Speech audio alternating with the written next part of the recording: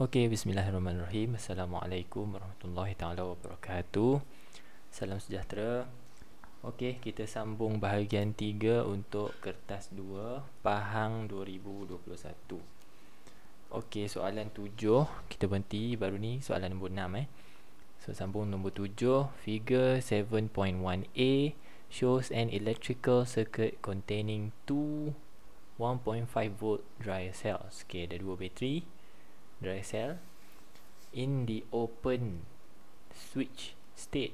Open switch means litar tu tak bersambung. Kita tengok rajah kat situ, switchnya tidak di switchnya kalau bahasa Melayu kita sebut switch terbuka. Switch terbuka maksudnya tidak switch on, tidak dihidupkan lah. Okey, kemudian rajah yang kedua 7.1b shows the same circuit in the closed switch state.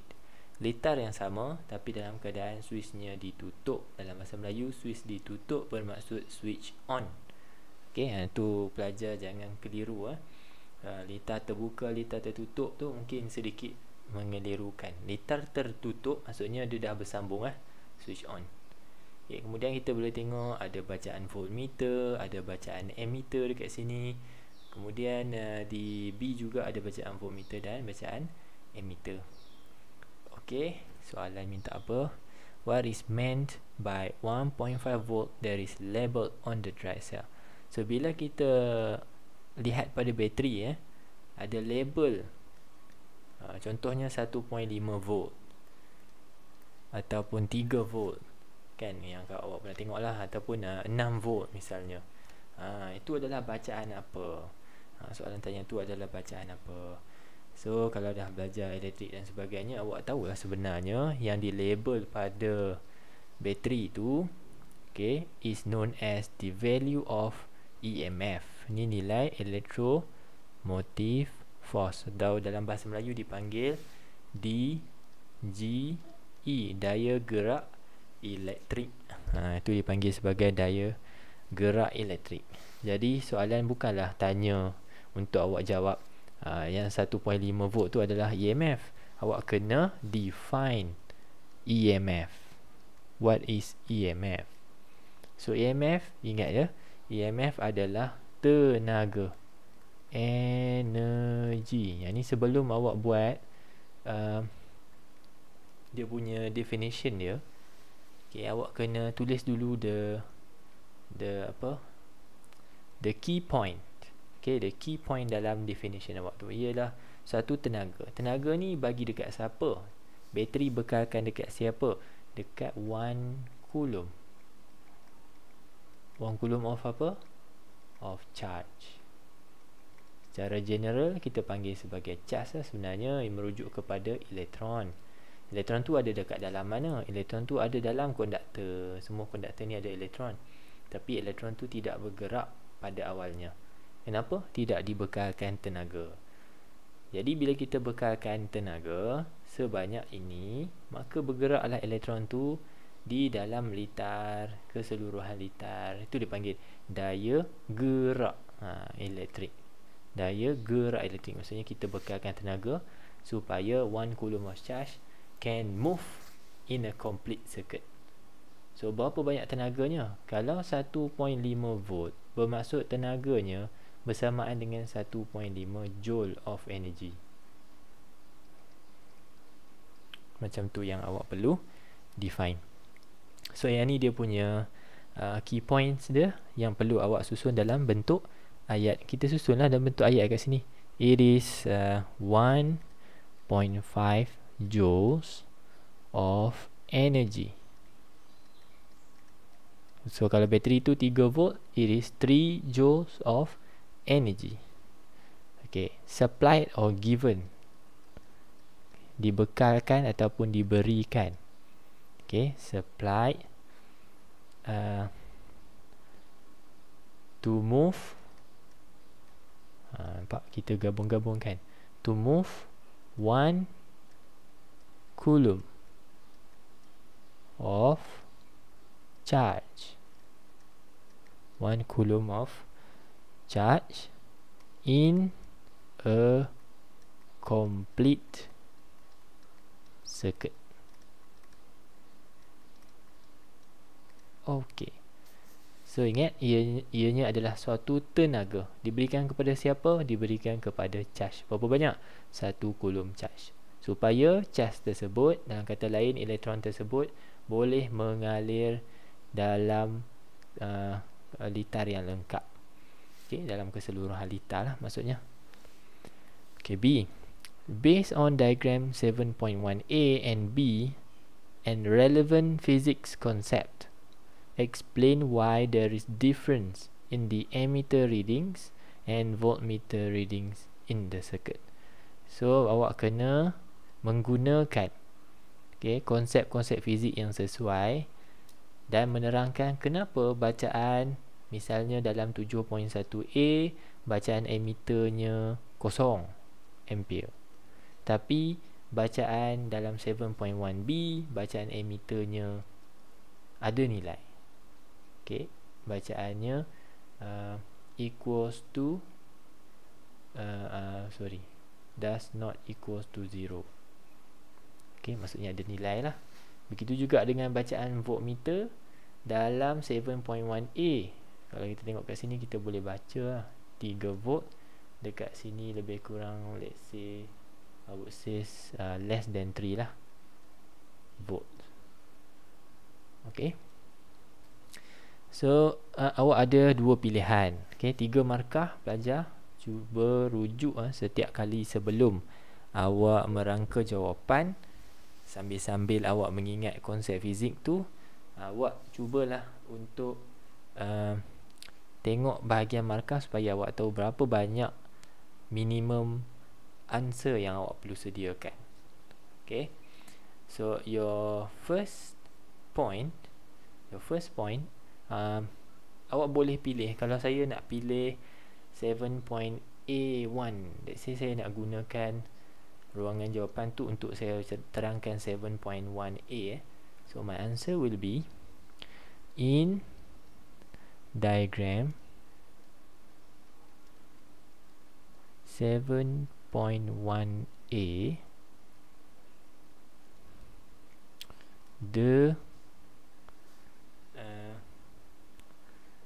the circuit is open and not complete. Okay, so saya menerangkan bahawa pertama, circuit tersebut adalah tidak lengkap, tidak bersambung, sebab switchnya terbuka, switchnya terbuka, maka litarnya tidak lengkap, incomplete. Okay, so apa berlaku selepas itu? Flownya apa berlaku selepas itu? Disebabkan litar itu tidak lengkap, maka current cannot flow. Okay, di ammeter reading equals to 0 ampere because there is no current flow.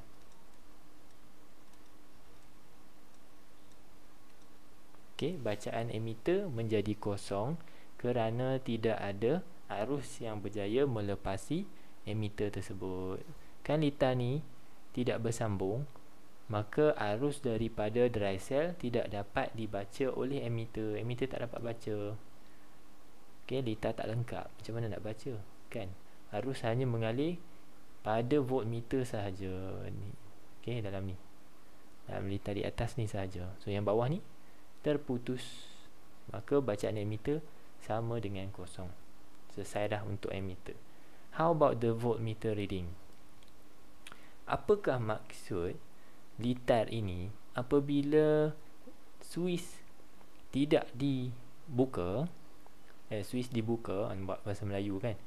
When the switch is off, switch off, what is the meaning of the reading of the voltmeter? This is the reading of EMF. Ingat ya, Dalam litar yang macam ni, kalau switchnya terbuka, maka bacaan voltmeter adalah bacaan EMF. Apa itu bacaan EMF? Voltmeter akan baca sebiji macam mana hasil tambah kedua-dua EMF bateri yang awak sambungkan. Ingat tak, kita pakai 2 biji bateri kan, disambungkan secara siri.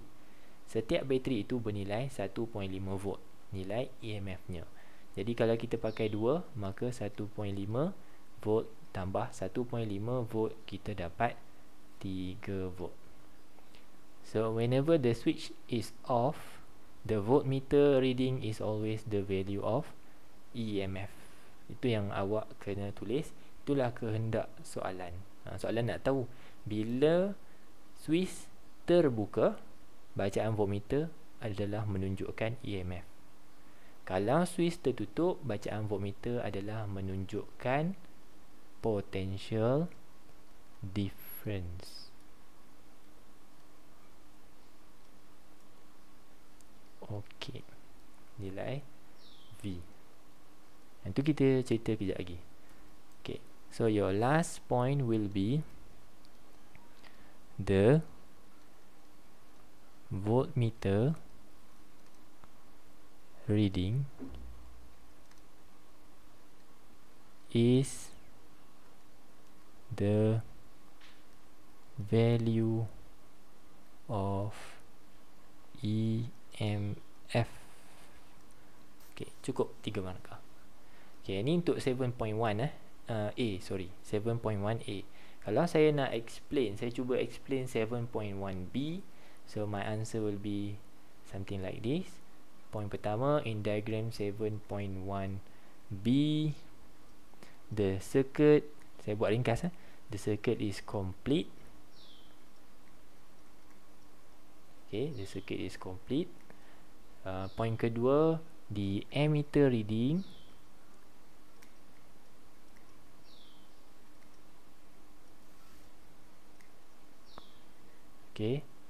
does not equals to 0 ampere because kerana current there is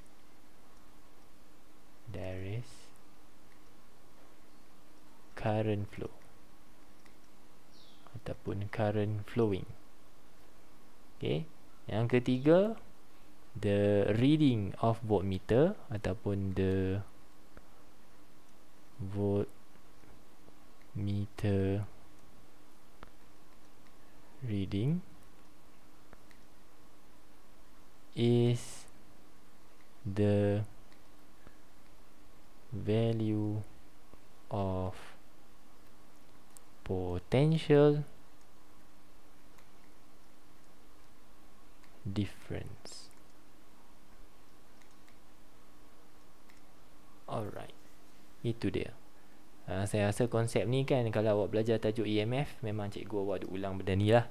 Kalau switch terbuka, EMF. Kalau switch tertutup, potential difference. Potential difference, bahasa Melayu, beza keupayaan. Beza keupayaan. Okay, so sikit lagi tambahan added information dekat sini. Kalau awak tengok, nilai EMF 3 volt selepas switch tutup, switch on, maka bacaan voltmeter telah pun berkurang daripada 3. Sepatutnya 3 tadi kan, initially 3 volts, tapi telah berkurang daripada 3. Kenapa? Kalau soalan tanya kenapa jadi drops, this is what we call as voltage drop. Voltage drop. Why does this happen? Kenapa berlakunya voltage drop? Because of, ni ayat jawapannya, because there is another resistance involved here, which is the internal resistance, which is in the battery, in the dry cell. So berlakunya voltage drop sebab apa? Ada rintangan dalaman. Sebelum ni kita kira rintangan luaran kan, rintangan kat bab, rintangan dekat switch, rintangan dekat wire. Ni dipanggil rintangan luaran ataupun the regular resistance value lah, R besar.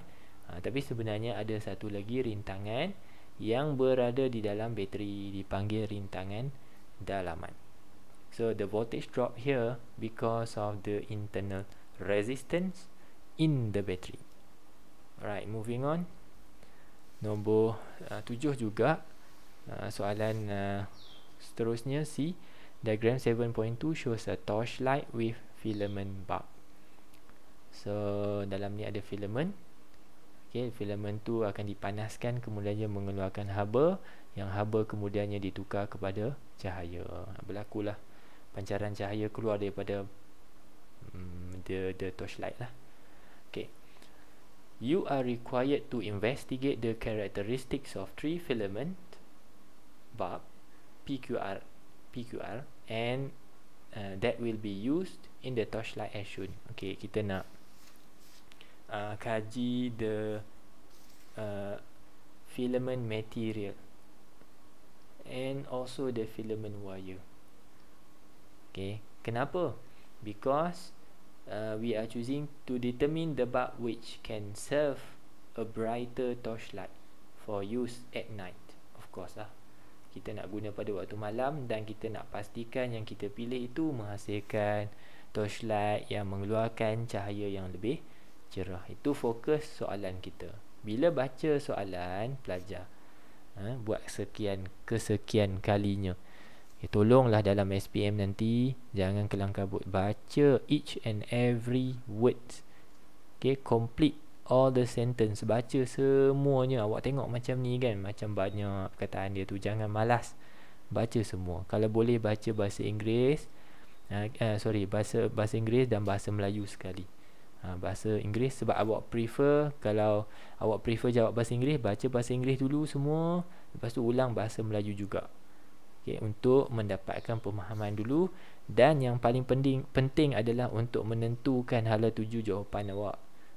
Tak adalah jawapan awak mencapah, tidak menjawab apa yang tidak ditanya pun, tidak memberi reason ataupun memberi reason yang tidak ada kena-mengena dengan pilihan awak tu. Mencapah tu maksud dia mencapah lah, tidak memfokus kepada kehendak soalan. Okay, so daripada sini kita akan pilih satu daripada 3 antara PQR ni, salah satu daripadanya. So first kita cuba nilaikan dulu, adakah kita nak pakai copper, cuprum atau tembaga, atau tungsten. Ada 2 pilihan sajalah. Okay, tungsten or copper. Ingat ya, kita nak nilai ataupun tungsten kita itu mempunyai ability untuk menghasilkan lebih banyak haba. Dengan menghasilkan lebih banyak haba, kita menghasilkan lebih banyak cahaya. So antara tungsten dengan copper, kita akan pilih tungsten. Kita tak akan pilih copper. Kenapa? Kerana tungsten mempunyai rintangan yang tinggi berbanding copper. Copper rintangannya rendah, sebab tu kita buat wiring. Kalau rintangan tinggi, kita boleh menghasilkan haba yang lebih besar dan juga cahaya yang lebih tinggi intensitinya. So tungsten lah. Kita dah buang Q. Tinggal satu lagi, adakah kita nak pakai filament single coil filament or coil filament. Maksudnya single coil ni kita gulung sekali sahaja. Coil filament, dalam coil yang kecil tu kita coil pula sekali lagi dalam satu coil yang lebih besar. Structure dia macam spring. Kita ambil spring kan, spring tu yang memang dah bergelung dah tu, spring dia macam tu.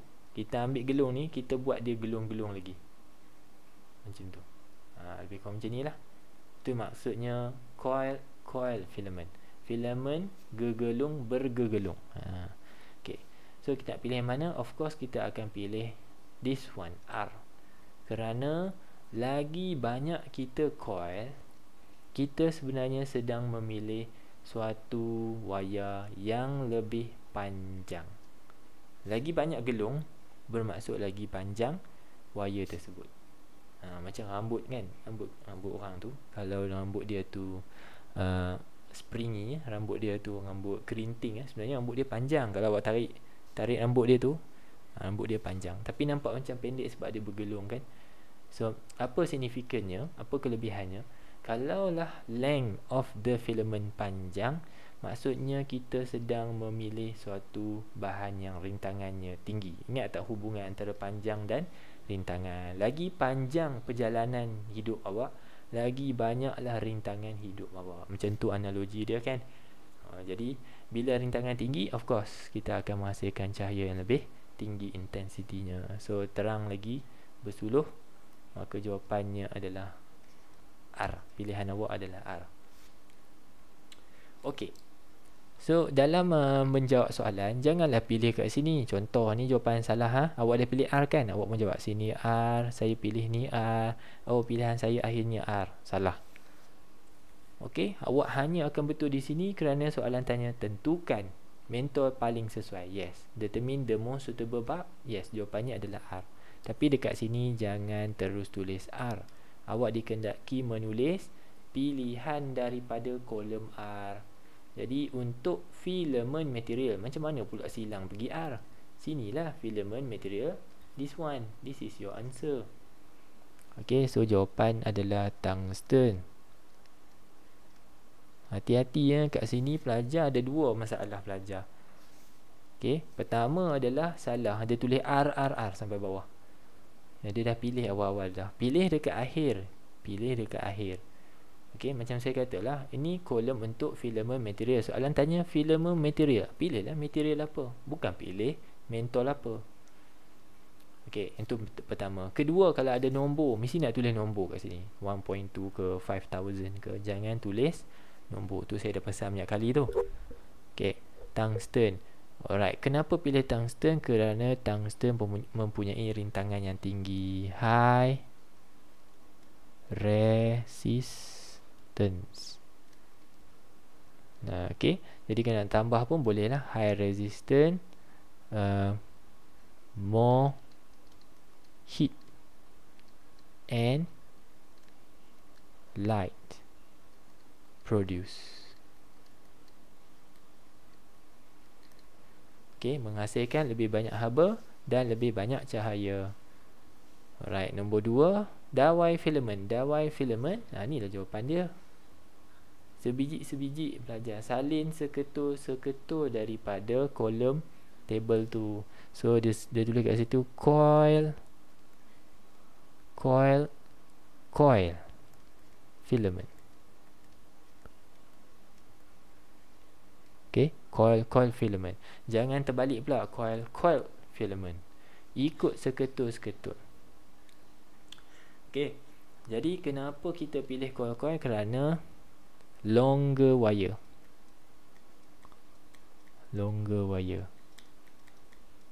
Kemudian koma, kenapa pilih longer wire? Kerana high resistance. Okay, kemudian nak sambung ni, kerana menghasilkan lebih banyak haba dan cahaya pun boleh. Nak berhenti kat situ pun boleh. Okey. Itulah banyak pesanan kat sini. Jadi tolong ingat pelajar, jangan salah teknik ya. Jangan salah teknik. Kadang-kadang semua info ada dalam kepala awak, cuma awak tafsir dan awak letak dalam ruangan jawapan tu mungkin salah tempatnya atau salah caranya kan. Okay, all the best insyaAllah. Yang mana dengar video ni insyaAllah boleh jawab dengan teknik yang betul, dengan jawapan yang betul. Amin. Right, terus ke nombor 8. Diagram 8.1 shows the cross section of wing of an aeroplane. Ini sayap kapal terbang, dia punya keratan rentas. Maksudnya dari tepi je ni. Dari tepi kita kerat, kita nampak bentuk macam ni. Okey, yang ni bentuk ni dipanggil sebagai bentuk aerofoil. Jangan awak tersalah tafsir. Ni bukan aerodynamics, this is aerofoil. Aerofoil ni fungsinya adalah untuk produce lift force. Dipanggil sebagai daya angkat lift force. Macam mana terhasilnya lift force? Okay, menurut jawapan A iaitu Bernoulli's principle.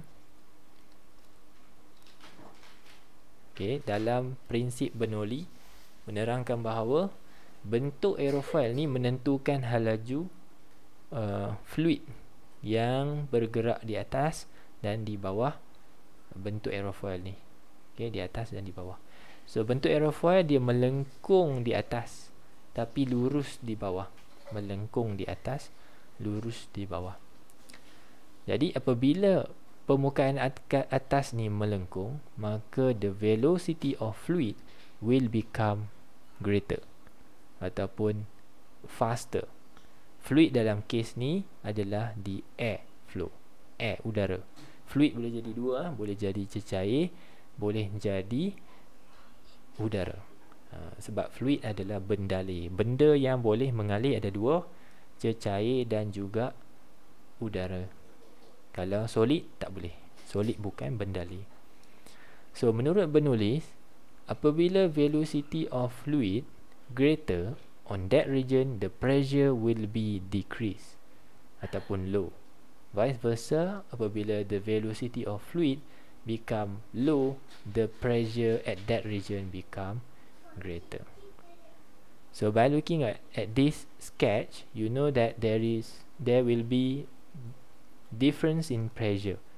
Bahagian atas sayap tekanan rendah, bahagian bawah sayap tekanan tinggi. Sentiasa ingat, tekanan tinggi akan menolak tekanan yang rendah. Tekanan tinggi menolak ke arah tekanan rendah. So tinggi kat mana? Kat bawah. Rendah kat mana? Atas. So yang bawah akan menolak yang atas. Macam tu. So this difference in pressure will produce a force in which what we call as lift force. Beza tekanan yang terhasil menyebabkan wujudnya suatu daya yang bertindak ke arah tekanan rendah, yang kemudiannya dipanggil sebagai daya angkat. Daya angkat. Okey, ingat je, aerofoil pada sayap bentuknya flat di bawah, curve di atas. So dia punya lift force dia ke atas lah. Kalau kereta F1 ataupun spoiler kereta sport, dia shape dia adalah inverse aerofoil. This is inverse. Kita sebutkan dengan perkataan inverse aerofoil. Dia terbalik kan. Jadi kalau tadi lift force ke atas, ini menghasilkan suatu force yang ke bawah, downward force. Kenapa nak buat downward force? Dekat spoiler kereta kan, kereta yang laju Myvi kan, Myvi yang laju tu, dia ada spoiler kat atas ni. Dia bentuknya adalah inverse aerofoil, menghasilkan daya ke bawah. Kat depan ni pun ada satu, downward force. Kenapa? Kerana kereta Myvi itu terlampaulah laju sehingga mana boleh terangkat daripada permukaan jalan raya. So bila dia terlampau laju ni, nanti mungkin dia boleh terbang masuk dalam sawah padi. So untuk mengelakkan dia terjerumus ke dalam sawah padi, maka dia pakai suatu structure dipanggil inverse aerofoil supaya keretanya dapat ditekan ke bawah, lalu to improve gripness. Improve gripness. Okay, untuk meningkatkan geseran ataupun pegangan tayar pada jalan raya lah. Biasa ni kereta race lah, bukan kereta dekat jalan raya tu. Kereta race F1 ke, boat F1 ke. Okay, untuk mengekalkan kereta itu pada permukaan jalan raya, tidak terbang. Supposedly kalau kereta F1 awak letak sayap, dia boleh terbang. Dia dah cukup laju untuk terbang. So kita letak ni untuk mengelakkan dia daripada bawa laju-laju, terlampau laju, akhirnya terpelanting ke udara. Okay, tambahan dekat situ lah. B. Diagram shows a jet of mass 2000 kg. Tu mass 2000. Flying at constant height. Yang ini adalah satu clue pada soalan yang sangat penting. Apa maksud constant height? Kalau awak belajar dalam form 5, the very first chapter of Form 5, Force and Motion 2, awak belajar berkenaan dengan resultant force. Kalau satu objek berada pada ketinggian malam, maksudnya jet ni tidak terbang ke atas ataupun tidak turun ke bawah, tidak terbang ke bawah. Dia stay je pada kedudukan yang mana dia berada sekarang. Okey, dia tak turun ke atas, tak turun ke bawah. Bermaksud daya yang bertindak ke bawah dan daya yang bertindak ke atas, okey, pada jet ini dalam keadaan sama. The resultant force equals to 0 Newton. Maksudnya awak ambil daya atas, tolak daya bawah, awak dapat kosong. Atau dalam kata lain, kedua-dua daya ini bernilai dengan nilai yang sama. So kita label dulu. Jet ni mesti ada mass kan? Dia ada mass 2000, mesti dia ada weight. So weight bertindak ke bawah. Okay. Kemudian soalan kata calculate the lift force. Okey, jadi daya yang bertindak ke atas ni kita panggil dia lift force, daya angkat. Dalam kes ni awak mesti boleh tahu bahawa bila soalan mention constant height, maksudnya antara daya F dan juga W kedua-duanya bernilai dengan nilai yang sama. F sama dengan W. F tak boleh jadi lebih besar daripada W dalam kes ni. Or kalau F lebih besar daripada W, maka it will move ataupun lebih tepat lagi accelerate upward. Okay, if ni if number 1. Kalau F lebih besar, maksudnya dia bergerak ke atas dengan pecutan. Okay, kedua, if W pula lagi besar daripada F, what happen? It will accelerate juga. Accelerate. Tetapi kali ini downward. Okay, memecut ke bawah. Sebab W lagi besar, W akan tarik F. So jet memecut ke bawah. So dalam kes ni constant height, maksudnya F sama dengan W. So kita continue dengan pengiraan F sama dengan W. So W kita boleh tukar kepada M darab dengan G. So nilai mass 2000. Okay, nilai G adalah 9.81. Okay, darabkan kedua-dua nilai dalam formula ni, awak akan dapat 19,620 Newton. Okay, nilai G sentiasa merujuk kepada nilai constant 9.81. Atau kalau soalan bagi nilai G itu adalah 10, maka awak akan guna 10 lah. Kalau soalan tak mention, macam ni soalan tak mention apa, sentiasalah pakai 9.81. Next, C. Based on the following aspect, give suggestion on how the jet can fly higher. Okay, ni kehendak soalan. Boleh terbang lebih tinggi. Okay, pertama angle of attack. Okay, angle of attack ni adalah bagaimana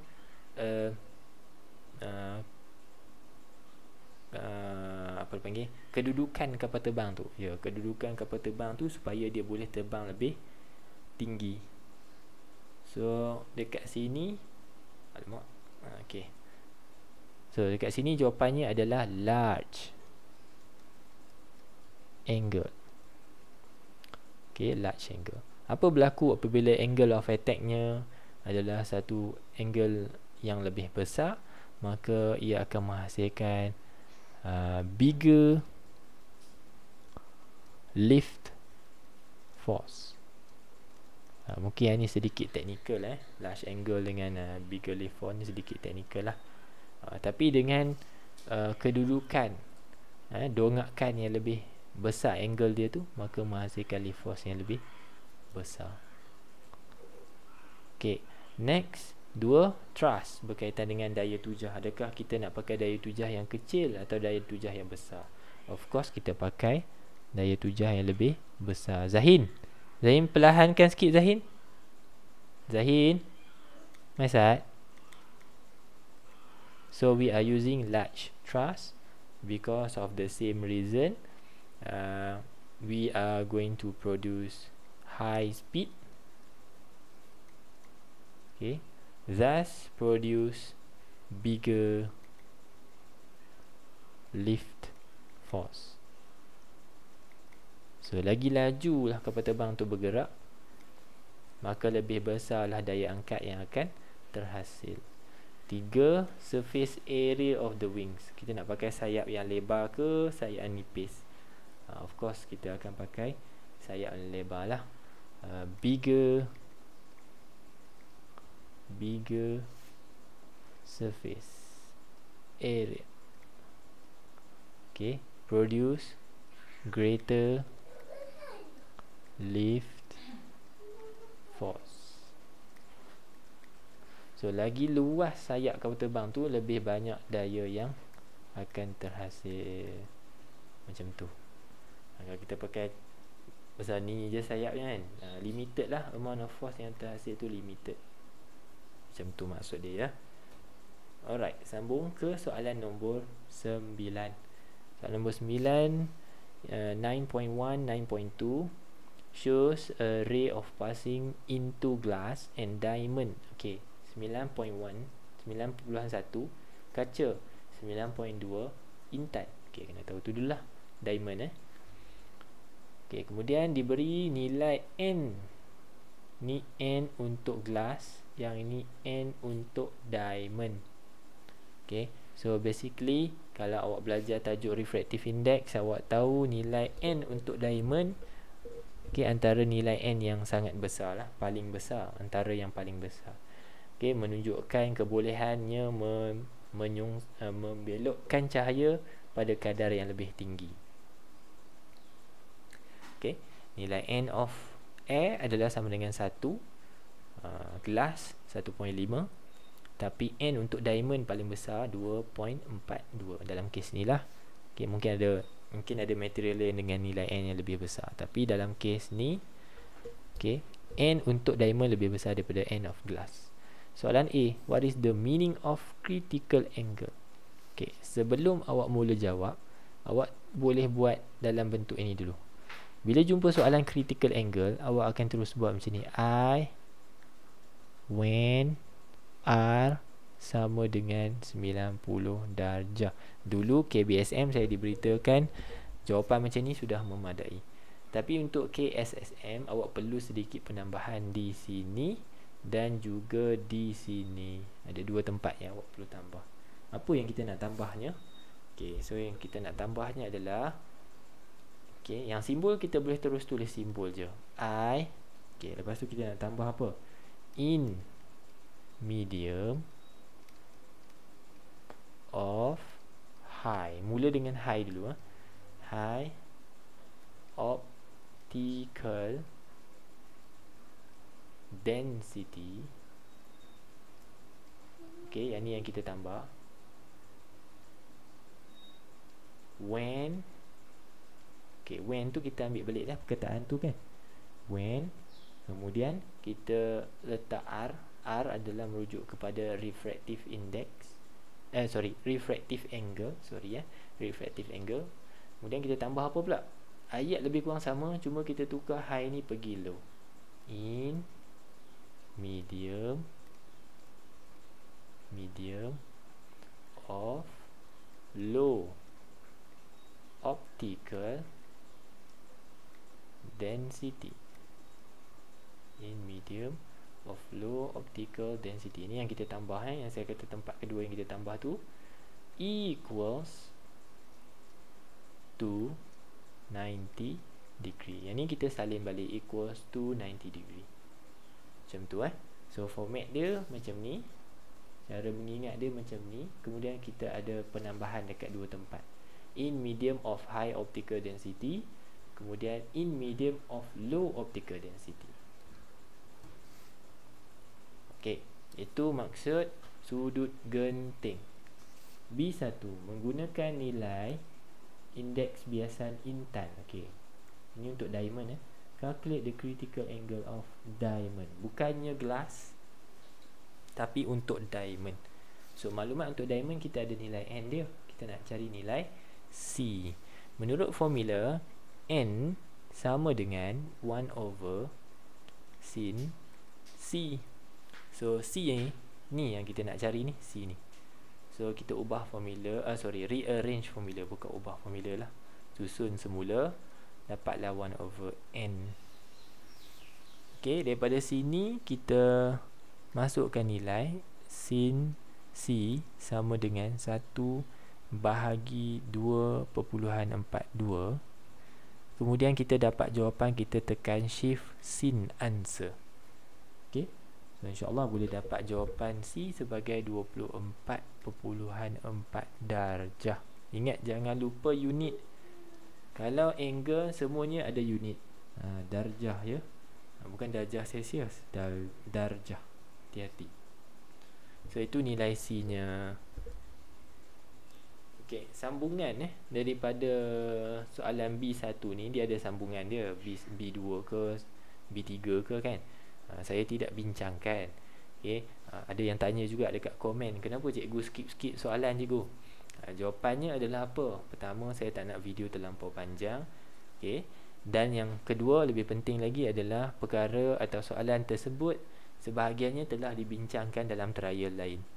So kita tak nak redundant, kita tak nak bincang benda yang sama berulang-ulang kali lah, terlampau banyak kali.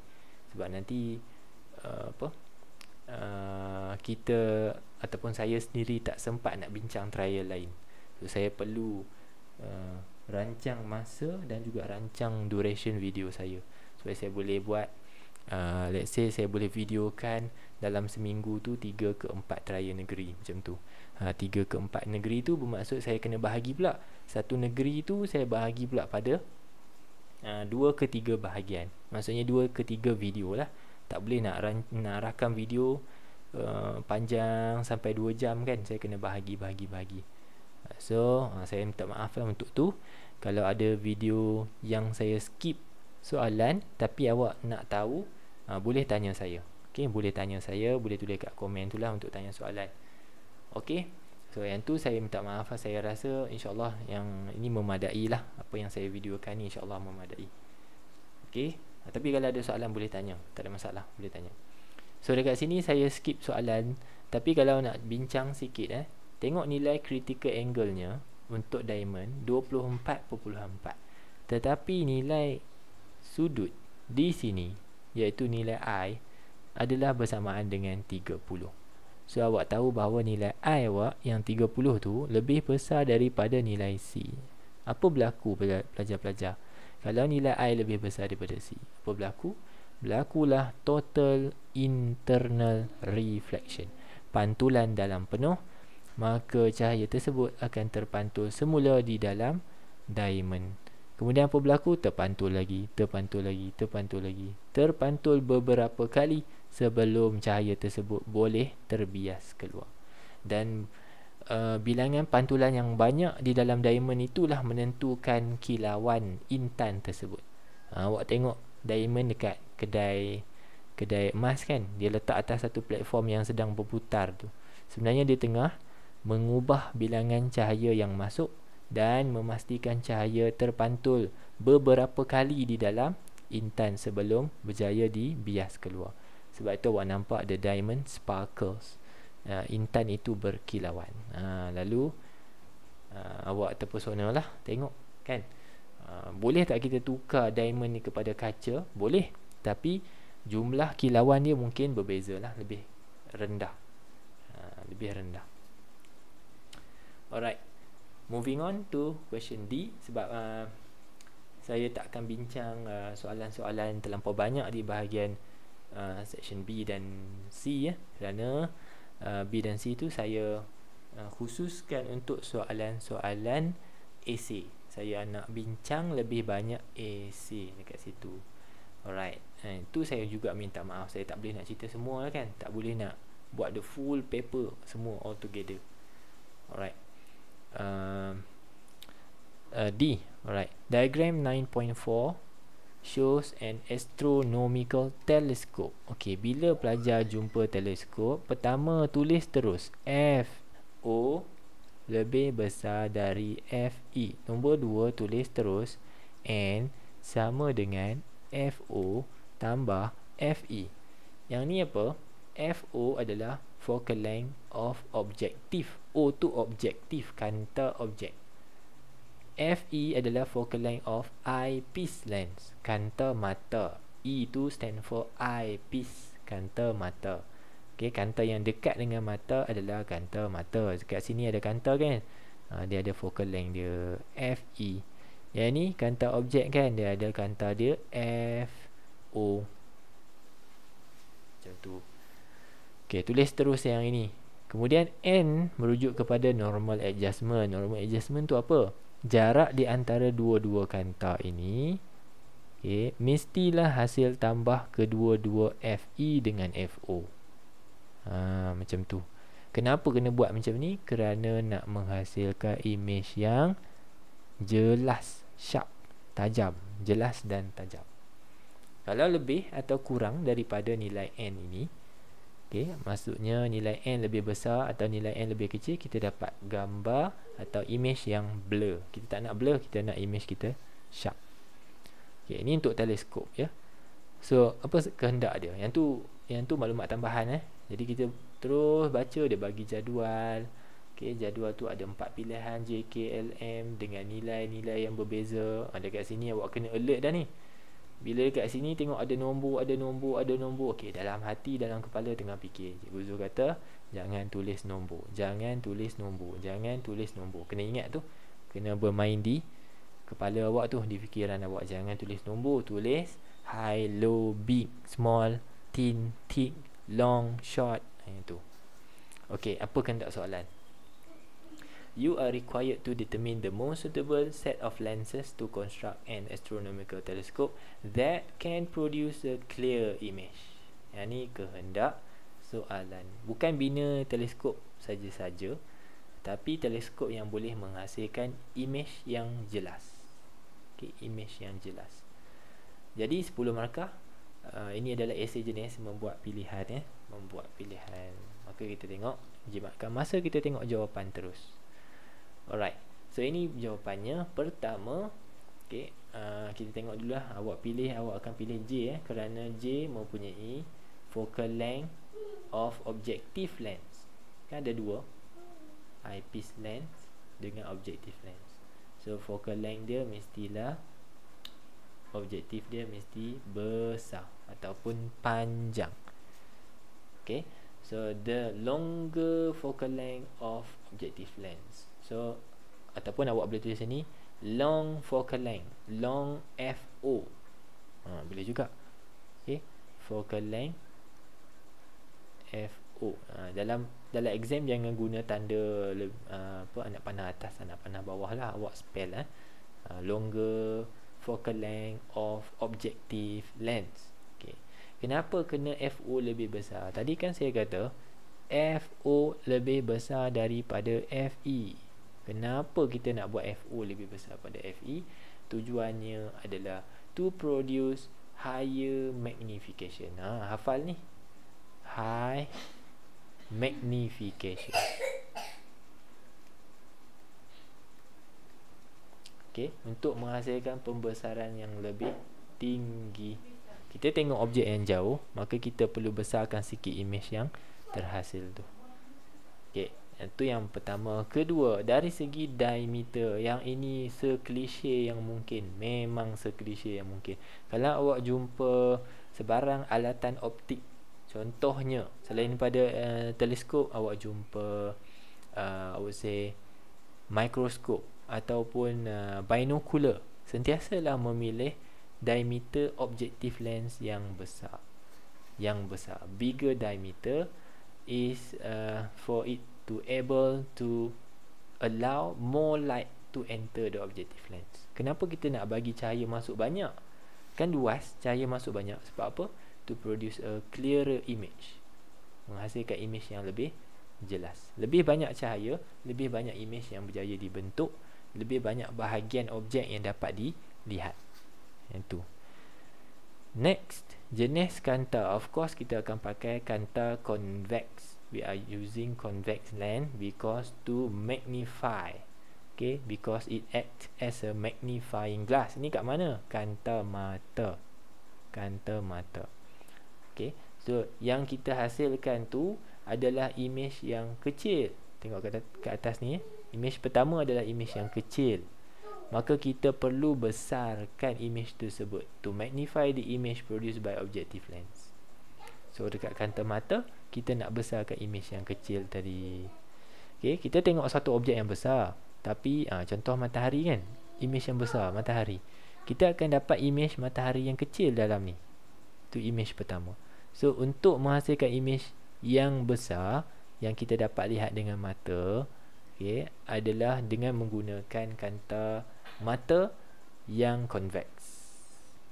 Okay, last one adalah the power of eyepiece lens. Ingat ya, sini 30, 25, 25, 30. Jangan tulis nombor. Jangan tulis nombor. Jangan tulis nombor. 3 kali ulang tu.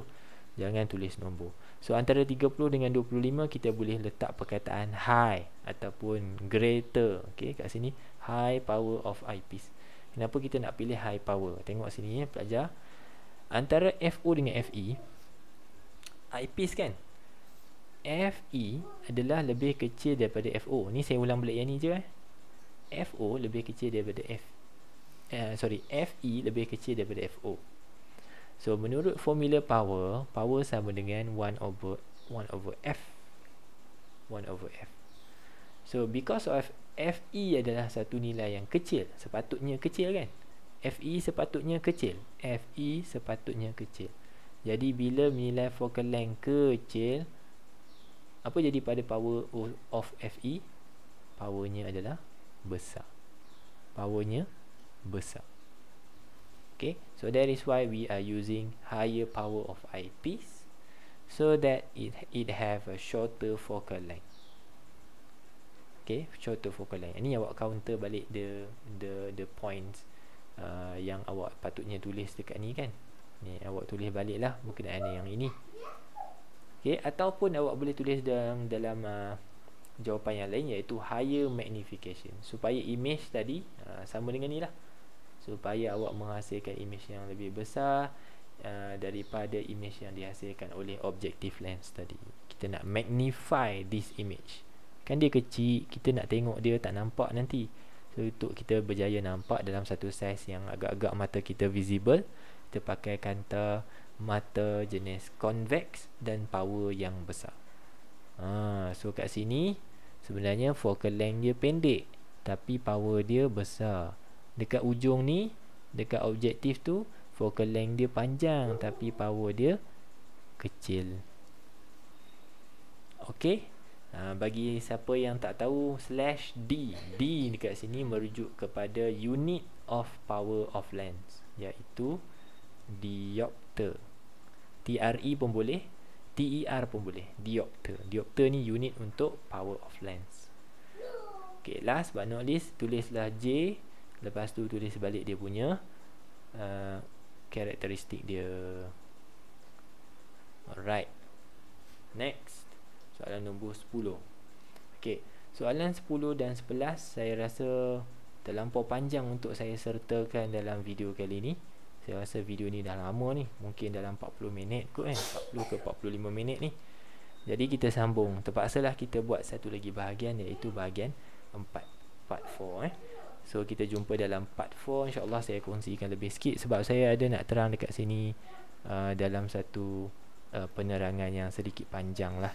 Okay, saya nak cerita pasal LDR, saya nak cerita pasal this transistor, macam mana dia berfungsi. Okay, kalau saya terangkan sekarang, insyaAllah panjang sangat video ni, awak pun tak larang nak tengok nanti. Okay, sampai kita berjumpa lagi dalam bahagian seterusnya. Terima kasih, jaga diri, jumpa lagi. Assalamualaikum, bye.